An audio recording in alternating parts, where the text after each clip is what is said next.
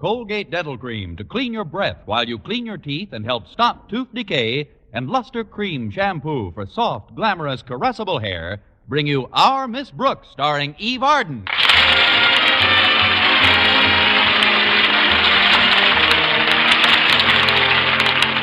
It's time once again for another comedy episode of Our Miss Brooks, written by Al Lewis.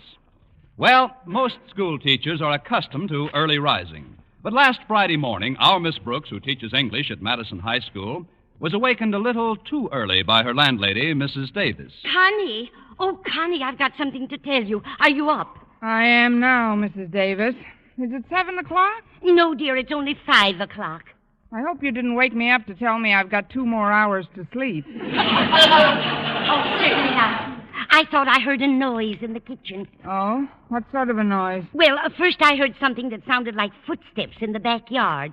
And then there was a sound of a pane of glass breaking. Then the window slid up. Then there were some more footsteps in the kitchen. And then there was a sound of the refrigerator being opened. Did you go into the kitchen to investigate? No, I figured it was only the cat. Minerva? Well, she wouldn't go to the refrigerator. She likes her milk warm. It's probably just your imagination, Mrs. Davis. Now, let's go back to sleep, huh? But, Connie, as I think back, those footsteps were pretty heavy for a cat. Please, Mrs. Davis, if you're trying to frighten me into thinking there's someone in this house, you've succeeded. Hand me my robe, please. The one on the chair with the extra heavy tassels on the belt. Oh, here you are, Connie. I'll go put my slippers on and join you in the kitchen. All right. Oh, this hallway is nice and dark. Why do they always have to put the switch on the opposite end from where you are? I'll just feel my way along the wall and... Oops. Who's that? All right. Don't move now. Who are you and what are you doing in this house? I'm looking for my slippers, Connie. Maybe they're under my bed. I'll go see. Oh, sorry, Mrs. Davis. I've got my bearings now. Here's the kitchen door. Ooh! I beg your pardon. I didn't mean to startle you with the flashlight. It's just a tool of the trade. If you're looking for the gas meter, it's outside. I'm not looking for the gas meter. Anybody else living here besides yourself? My landlady, Mrs. Davis. But this seems like a strange time to be taking the census. I'm not taking the census either, Miss... Brooks. Connie Brooks. How do you do? My name's Joe Phillips. Oh, happy to shake your flashlight, Mr. Phillips. If you're looking for money, I can save us both a lot of time. I'm a school teacher. Oh, no. I wasn't looking after money. I just broke in to raid your icebox. Of course, if I'd have known you were a school teacher, I'd have brought you a sandwich. But I don't understand. If you're just after food, why didn't you go to a restaurant? I got a dandy answer for that one. They charge. You see, I've been out of work for several weeks now, and since I was a kid, I've always been led to believe that starvation is a very unsatisfactory career. So when I'm hungry, I just take a chance and drop into various kitchens. I never heard of such a thing. Sit down at that table for a minute. I've got to hear some more about this. Yeah, but you caught me red-handed. Aren't you going to call the police? The police? We're lucky if there's enough in that icebox for you and me. Of course, we just had leftovers for dinner last night, but you're welcome to some leftovers.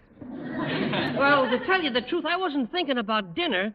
What I had in mind was breakfast. Oh, I'm sorry. I lost my head. I'll just step out on the back porch and get the milk. I brought it in with me. That was very thoughtful. Did you look around, Connie? Is everything all right? So far, so good, Mrs. Davis. This is Mr. Phillips. He's a burglar.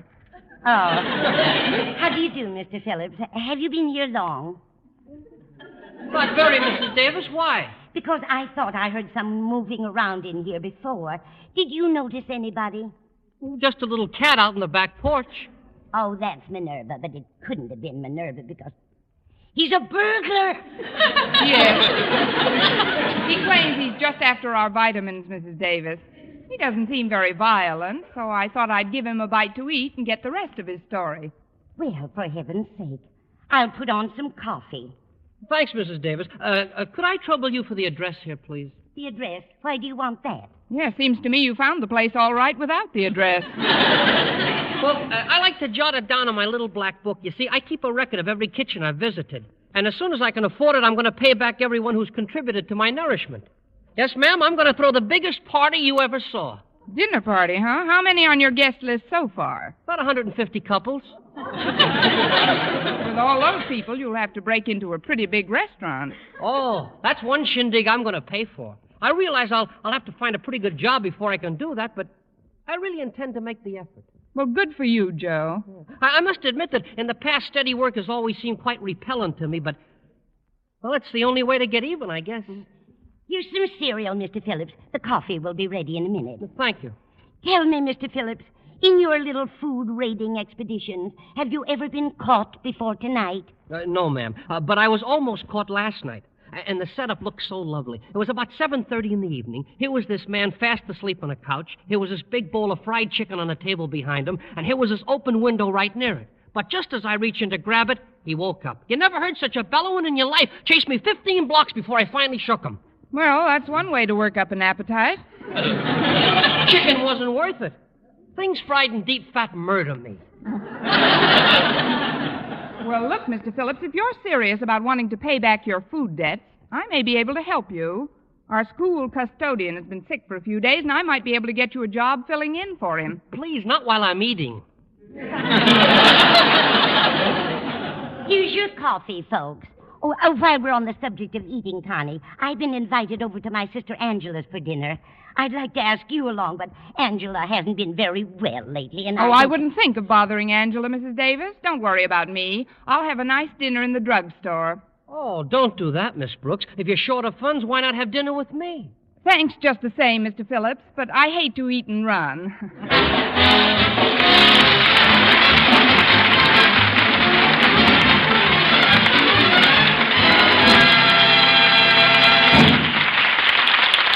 Our Miss Brooks, starring Eve Arden, will continue in just a moment. But first, here is Vern Smith. No other dentifrice offers proof of such results. Proof that Colgate Dental Cream helps stop tooth decay before it starts. 2 years' research at leading universities using Colgate Dental Cream, hundreds of case histories, makes this the most conclusive proof in all dentifrice history on tooth decay. Conclusive proof that when teeth are brushed with Colgates right after eating, Colgate Dental Cream helps stop tooth decay before it starts. yes, the toothpaste you use to clean your breath while you clean your teeth, now offers a safe, proved way to reduce tooth decay. Modern science shows decay is caused by mouth acids, which are at their worst right after eating. Brushing teeth with Colgates as directed helps remove acids before they harm enamel. Colgate Dental Cream has been proved to contain all the necessary ingredients, including an exclusive patented ingredient for effective daily dental care. Get Colgate Dental Cream today. Big economy size, only 59 cents. Always use Colgate Dental Cream to clean your breath while you clean your teeth and help stop tooth decay before it starts. remember, no other dentifrice offers proof of such results.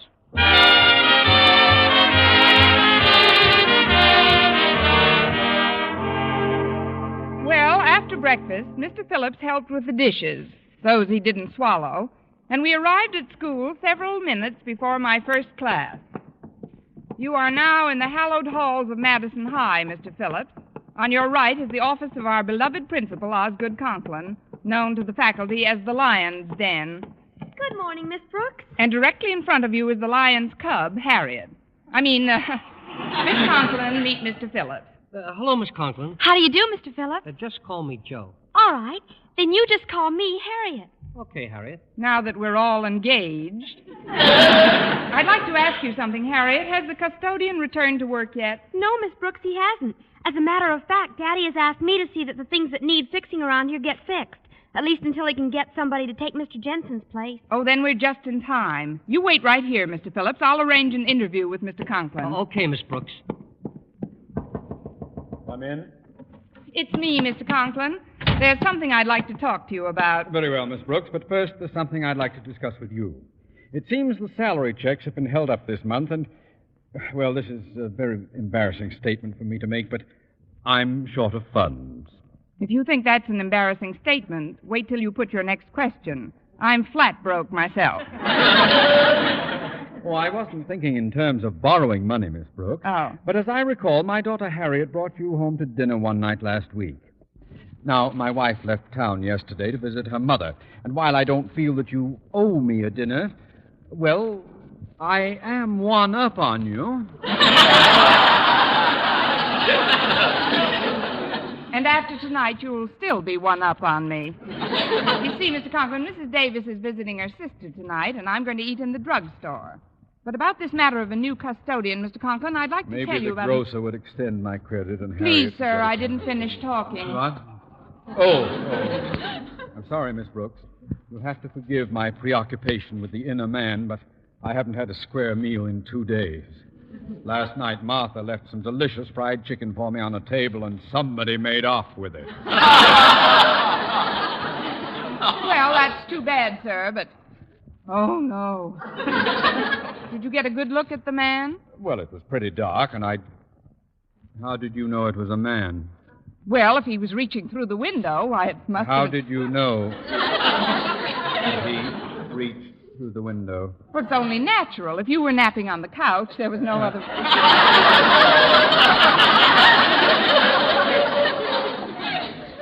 How did you know I was napping? I didn't. Don't you always take a nap before your evening meal? Miss Brooks, did you steal my dinner? Mr. Conklin, how can you say such a thing? Oh, well, I'm sorry, Miss Brooks. I was quite upset by the incident. I'm almost certain it was a man. I chased that thief for blocks. Well, that's one thing about the man I'd like to recommend for the custodian's job, Mr. Conklin. He's as honest as the day is long. What? You have someone to replace Mr. Jensen? Yes. Well, why didn't you say so? Well, don't stand there. Where is he? He's right outside. I'll call him. Come on in, Mr. Phillips. Mr. Conklin will see you now. Thanks. This is Joe Phillips, Mr. Conklin. How do you do... Say, haven't I seen you someplace before? I was about to mention that same thing. Oh, no, I'm sure you two haven't met. Although Mr. Phillips does get around to some of our better homes. Oh. Well, probably just a coincidence. Now then, Phillips, I understand you'd like to fill in here as our temporary custodian. Yes, sir. Are you a handyman with tools? You ought to see him with a knife and fork. I'm very handy, Mr. Conklin, and hours don't mean anything to me either. You said it. If I can just take a crack at this job, I know you'll be pleased. Very well. Here are the keys to the custodian's office. Now help yourself to a pair of overalls and report back to me. You've got yourself a job. But, Mr. Conklin, don't you want to ask me any questions about my background or anything? If there's one thing I have, it's an ability to judge character. Now go, my boy, and good luck to you. Thank you, Mr. Conklin. And you too, Miss Brooks. You won't be sorry. Oh, I'm sure I won't be sorry. I can tell by looking at that fellow that he's not only competent, but honest and loyal. Now, reach over to my desk and hand me the pen on it. I've got to send a memo to the board about our new custodian. Yes, sir. Oh, there's no pen on the desk, Mr. Conklin. Oh, there must be. I put it there myself, alongside of my watch. Watch? Now, don't tell me that's gone, too. Are you sure you put your watch on the desk, Mr. Conklin? Positive. When I came in this morning, I took it out of the little pocket in my trousers. Trousers? Yes. Trousers. And stop turning your face away. It's common courtesy to look at the person you're addressing. Frankly, Mr. Conklin, I'm afraid to look.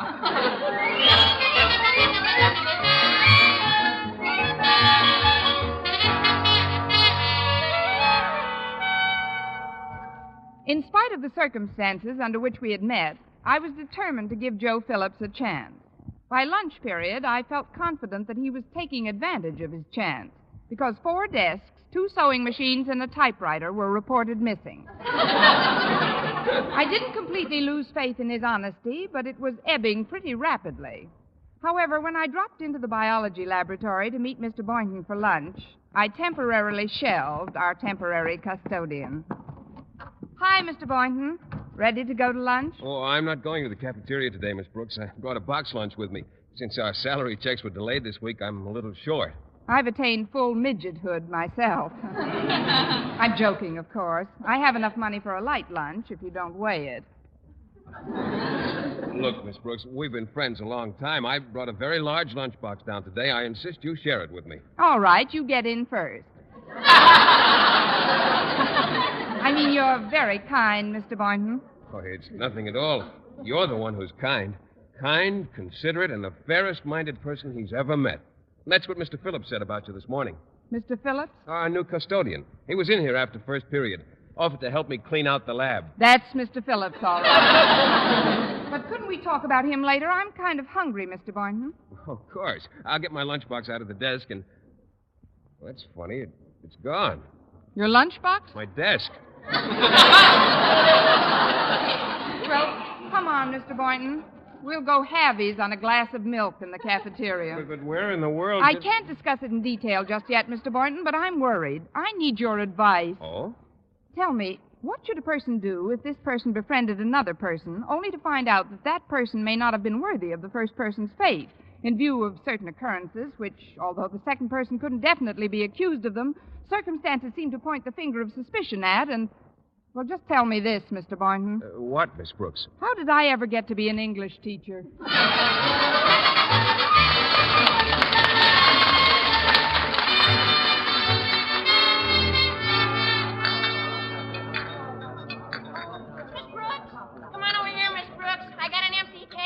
Oh, thanks, Walter.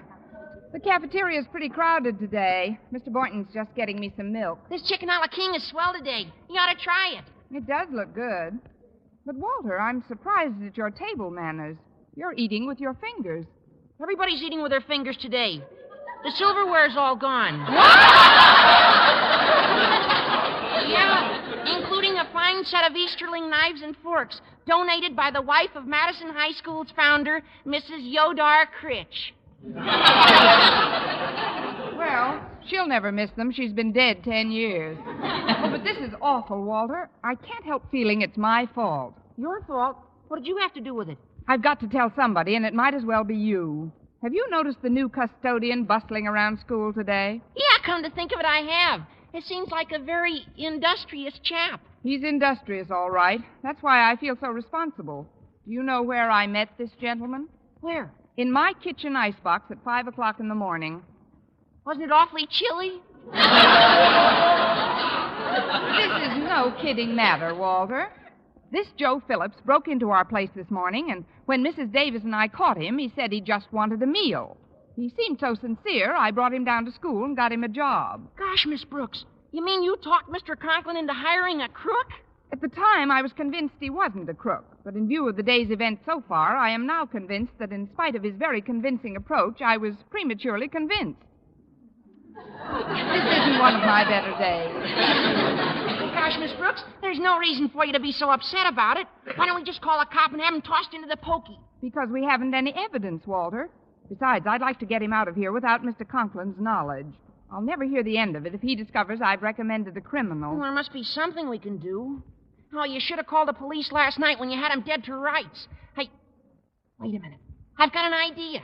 You've got to get him back to your house again tonight. Have you got something you could lure him with? I like to think I have. Oh, but his most vulnerable spot is his appetite. He'll eat anything, as long as it isn't fried in deep fat. That murders him. Then all we have to do is drop a casual remark that you're having a big turkey dinner at your place tonight, and that you're leaving the house right afterwards. Where am I going? To the show. The Baron of Arizona just came to town. Is he taking me? No, that's the name of the movie. Oh. Now, you tell Mr. Boynton about our plan and have him at your house tonight at 7:30 or so. Quiet, Walter. Phillips is coming over here. Now, remember, you know nothing. Right. Well, good afternoon, Miss Brooks. Hello, Mr. Phillips. This is Walter Denton, one of my students. Glad to know you, son. Enjoying your food? Oh, he's enjoyed every handful. Sit down, won't you? Thanks. I'm kind of tired. I've had a very busy morning. Yes, I know. Of course, I'm not too familiar with the job as yet. Don't worry about it. I'm sure you'll pick things up as you go along. Mr. Conklin's expecting big things from me, I guess, and I'm going to do my best not to let him down, but after all, I only have 2 hands. If you had more, there'd be no school by now. Oh, Miss Brooks, didn't you have to see one of the other teachers about something? What? Oh, yes. Yes, of course. Please excuse me, Mr. Phillips. I've got to see one of the other teachers about something. See you later, Walter. Bye. Now then, Mr. Phillips, you look to me like a man who likes to eat. I do my share of it. Yeah, me too. And if there's one thing I love, it's roast turkey. Say, now you're talking. There doesn't seem to be any room at the other table, so I'll have to join you, Denton. Hello there, Philip. Hello, Mr. Conklin. Is that all you're having for lunch, Mr. Conklin? A glass of milk and a donut? It's all I require, Denton. I'm on a diet. Yes, sir. Harriet told me about your salary check being held up, but if you're that quiet! Say, that must be why Miss Brooks didn't have anything in front of her just now. She can't afford to eat. Don't be silly. She's purposely not having any lunch because her landlady, Mrs. Davis, is roasting them a big turkey for tonight. A big turkey? A big turkey? A big turkey.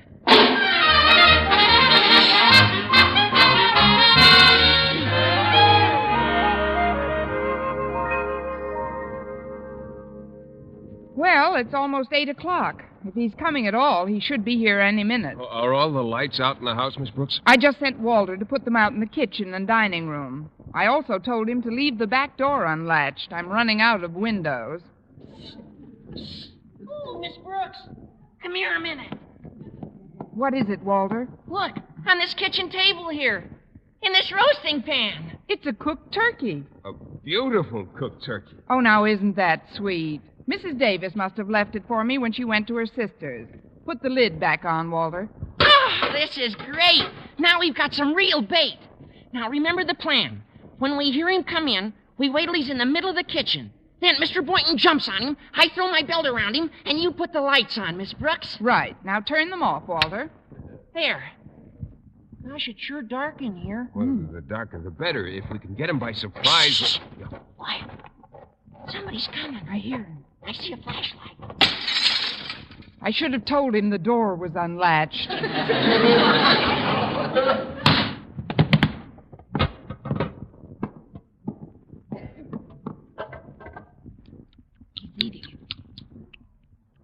Geronimo!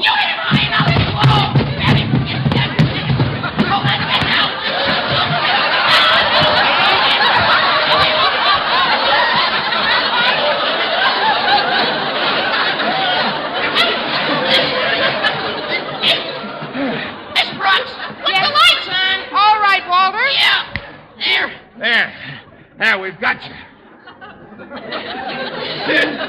You might have waited until I finished a drumstick. Conklin. Well, I just wanted to talk to you about something, Miss Brooks. There weren't any lights in front, so I thought I'd try the back way. Through the window? Well, that was an accident. But once I got the window open, I thought I'd come in and leave a note for you. And in what handier place than buried in the stuffing of a turkey? Please, Miss Brooks, let's go into the living room and talk this thing over. Well, let's all go into the living room. We still expect company, you know. Oh, yeah. You don't always snag the right weasel the first time. Now that's a switch. Somebody's at the front door. Coming. Hi, Miss Brooks, it's me. Mr. Phillips, what do you mean by sneaking in the front way? I'm not sneaking in. I just came over to explain a few things. This I've got to hear. Come in. So there you are. Good evening, Phillips. Oh, I'm glad you're here tonight, Mr. Conklin. I missed you at school this afternoon, and I was going to give Miss Brooks a message for you. What kind of a message, Phillips? Well, your daughter Harriet was very helpful today, sir. But when I told her to bring the silverware to the shop to be polished, she had it picked up a little too early, before lunch. Yes, I know. That isn't the only mistake she made. While she was dusting, she put my watch and fountain pen in my desk, and I didn't find them till after school. But what about the desks and sewing machines and the typewriter that were missing? Oh, I just took them down to the cellar to repair them. They sure needed a good varnishing. So does my suspicious mind. Mr. Phillips, I owe you an apology. And so do I, Phillips. Me too. Fortunately, we've got something in the kitchen that'll make us all feel a lot better. Suppose we start carving that nice roast turkey. Where do you keep your knives, my dear?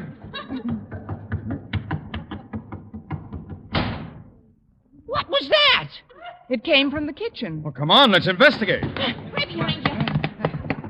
Well, I should never have told Walter to unlatch that back door. Why, Miss Brooks, what's happened? Somebody swiped our turkey. Eve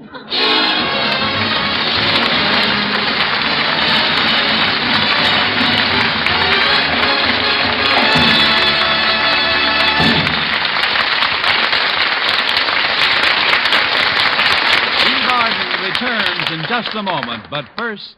Dream girl, beautiful luster cream girl. Tonight?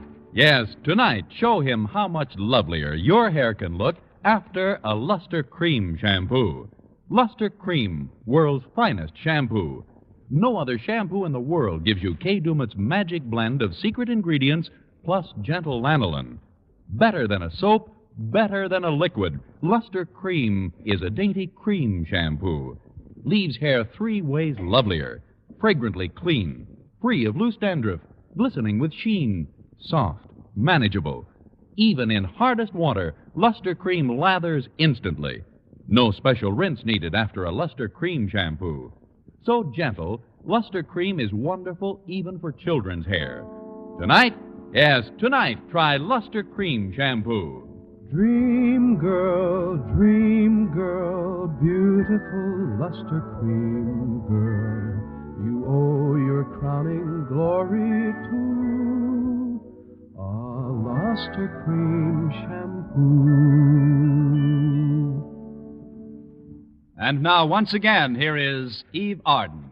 The Red Cross provides immediate help for victims of disaster, as well as long-term help.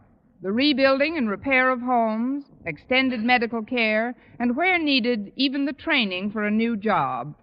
During 1949, almost 300,000 persons in over 300 disaster operations received vital Red Cross aid. This cost over $6.5 million. This year, when you contribute to the Red Cross, give generously. Help the Red Cross continue its good work.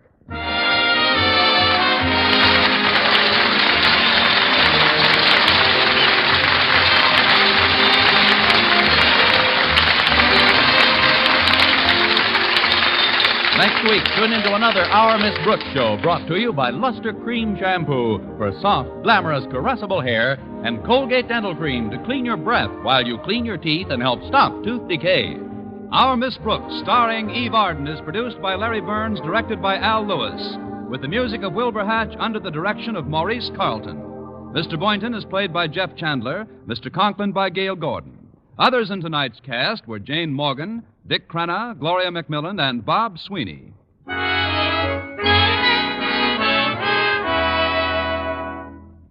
Doctors prove Palmolive soap can bring you a lovelier complexion in 14 days. Yes, 36 leading skin specialists proved in tests on 1,285 different women that Palmolive soap facials, using nothing but Palmolive, brought new complexion beauty to 2 women out of 3. Just wash your face 3 times daily with Palmolive soap, each time for 60 seconds, massaging Palmolive's beauty lather onto your skin. Then rinse. So start your Palmolive facials today. Remember, doctors prove Palmolive soap can bring you a lovelier complexion in 14 days.